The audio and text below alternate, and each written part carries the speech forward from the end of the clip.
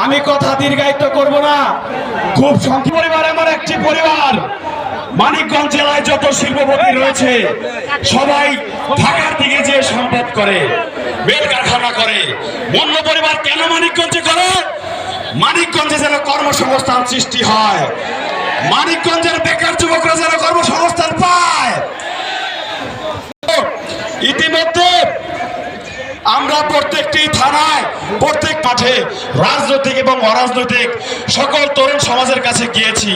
আপনারা সকলে জানেন বাংলাদেশ জাতীয়তাবাদী দল আমাদের তরুণ সমাজকে নিয়ে যে রোড ম্যাপ করেছে, ক্লাস 4 থেকে কর্মসংস্থান পর্যন্ত, বাংলাদেশের ইতিহাসে আর কোন নেতার মাধ্যমে এরকম রোড ম্যাপ দেখেছেন?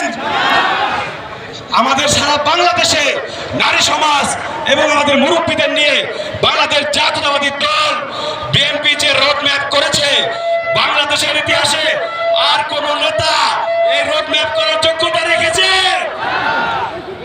প্রিয় নেতৃবৃন্দ, কথা সংক্ষিপ্ত। দু একজন দলছুট প্রার্থী আসবে, বাংলাদেশের উন্নয়ন দলীয় সরকার ছাড়া কোনদিন কোন দেশে উন্নয়ন করার 5,000 10,000 টাকা পায়।